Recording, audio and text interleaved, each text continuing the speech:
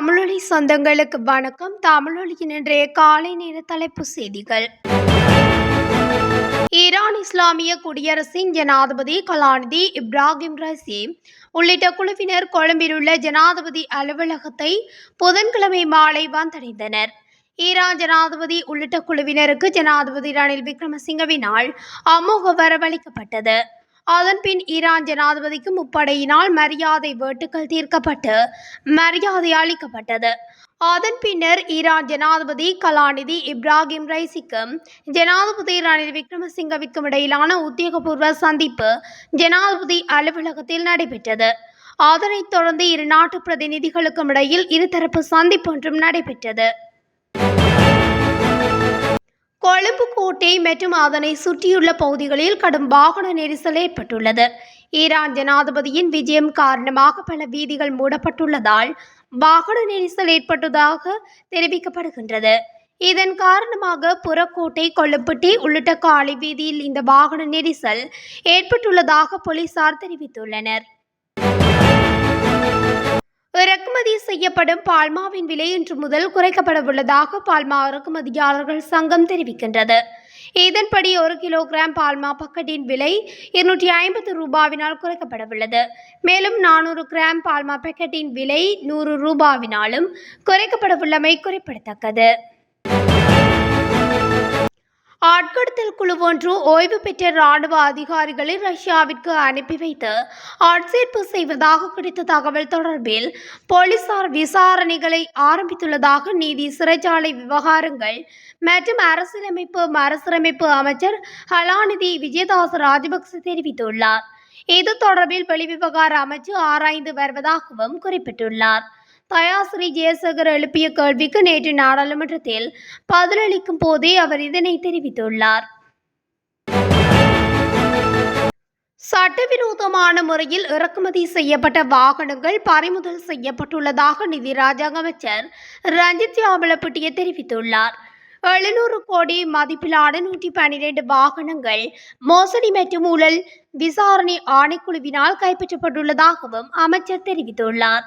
இந்த வாகனங்கள் பல்வேறு சட்டவிரோத முறைகள் மூலம் இலங்கைக்குள் இறக்குமதி செய்யப்பட்டுள்ளதாகவும் இவ்வாறான வாகனங்களை தற்போது பயன்படுத்துபவர்களிடம் இருந்து பறிமுதல் செய்ய நடவடிக்கை எடுக்கப்படுவதாக நிதி ராஜாங்க அமைச்சர் தெரிவித்துள்ளார்.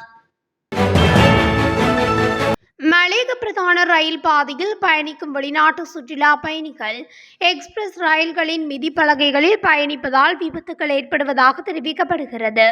தங்களின் ஆபத்தை பொருட்படுத்தாமல் ஃபுட்போர்டில் ஏறி செல்ஃபி எடுப்பதை வழக்கமாக கொண்டிருப்பதாகவும் இதனால் அண்மை காலமாக பல விபத்துகள் ஏற்படுவதாகவும் சுட்டிக்காட்டப்பட்டுள்ளது. இந்த அபாயகரமான பயணத்தை சுற்றுலா பயணிகள் மேற்கொள்வதை தடுக்க புகையிரத காவலர்கள் மற்றும் பாதுகாப்பு சேவை அதிகாரிகள் நடவடிக்கை எடுக்க வேண்டும் என கோரிக்கை விடுக்கப்பட்டுள்ளது. திருகோணமலை தலைமையக போலீஸ் பிரிவுக்குட்பட்ட ராஜவதரோதயம் வீதியில் நேற்று இடம்பெற்ற விபத்தில் 15 வயது பாடசாலை மாணவி விபத்துக்குள்ளாகியுள்ளார். வீதியை கடக்க முற்பட்ட போது வேன் ஒன்று மோதியதில் காயமடைந்துள்ளதாக தெரிய வருகிறது. வேனுடன் மோதுண்டதில் 15 அடி தூரம் அளவில் குறித்த மாணவி தூக்கி வீசப்பட்ட நிலையில் இவ்விபத்து இடம்பெற்றமை சிசிடிவி காணொலி மூலம் தெரிய வருகிறது. சம்பவம் தொடர்பாக கண்டியை சேர்ந்த வயது 32 வேன் சாரதி திருகோணமலை தலைமையக போலீசாரால் கைது செய்யப்பட்டுள்ளதாக போலீசார் தெரிவித்தனர். விபத்தில் காயமடைந்த மாணவி திருகோணமலை பொது வைத்தியசாலையில் சிகிச்சை பெற்று வருகிறார். குறித்த விபத்துக்குள்ளான வேனை போலீசார் கைப்பற்றியதாகவும் கைதான சாரதியை நீதிமன்றில் ஆஜர்படுத்த உள்ளதாகவும் போலீசார் தெரிவித்தனர்.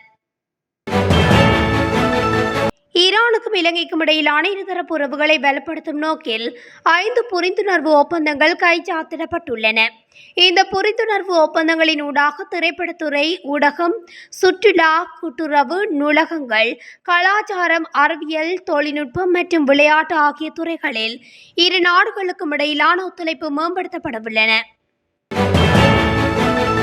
எல்ல கரடகொள்ள மலிதகொள்ள பிரதேசத்தை அண்மித்த பகுதிகளில் வாழ்ந்த 10 குடும்பங்கள் பாதுகாப்பான இடங்களுக்கு புதன்கிழமை நேற்று மீண்டும் இடம்பெயர்ந்ததாக எல்ல பிரதேச செயலாளர் இந்திகா கயான் பத்ரன தெரிவித்துள்ளார்.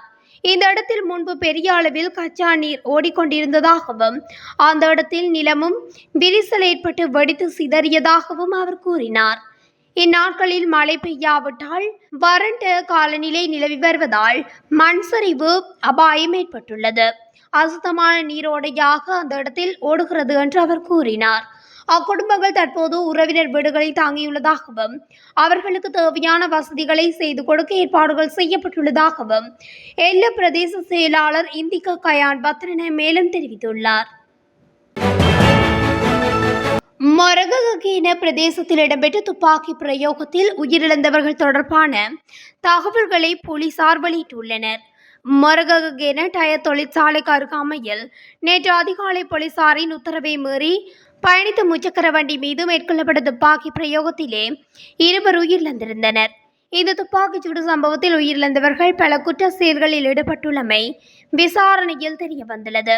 சந்தேக நபர்கள் பயன்படுத்திய கைத்துப்பாக்கி மற்றும் முச்சக்கர வண்டியை போலீசார் கைப்பற்றியுள்ளதுடன் மொரககேன போலீசார் மேலதிக விசாரணைகளை மேற்கொண்டு வருகின்றனர்.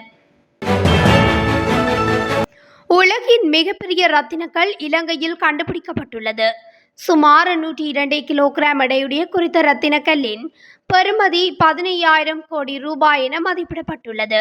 பதுளையில் கண்டுபிடிக்கப்பட்ட குறித்த ரத்தினக்கல் அறுகோண 2 பிரமிட் வடிவம் கொண்டுள்ளதாக அமைந்துள்ளது. இவ்வகையானது இயற்கையாக ஒளி ஊடுருவக்கூடிய நீல நிற கொருண்டம் என்ற படிகங்களை கொண்டுள்ளது. கொருண்டம் என்பது மிக முக்கியமான ரத்தின வகைகளில் ஒன்றாகும்.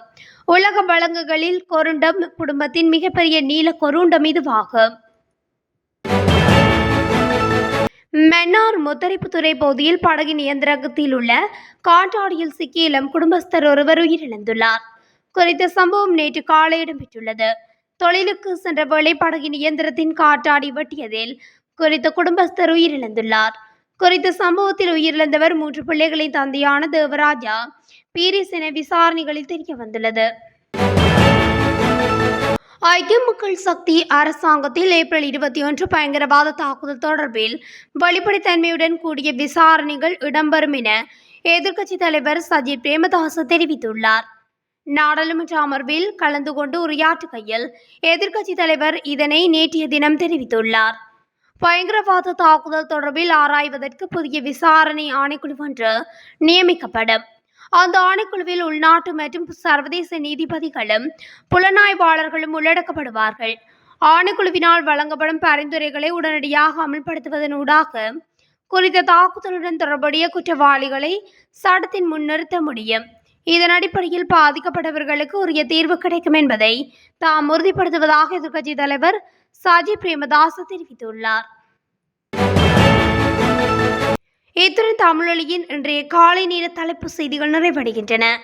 தொடர்ந்தும் செய்திகளை அறிந்து கொள்ள தமிழொலி ஊடகத்துடன் இணைந்திருங்கள். நன்றி.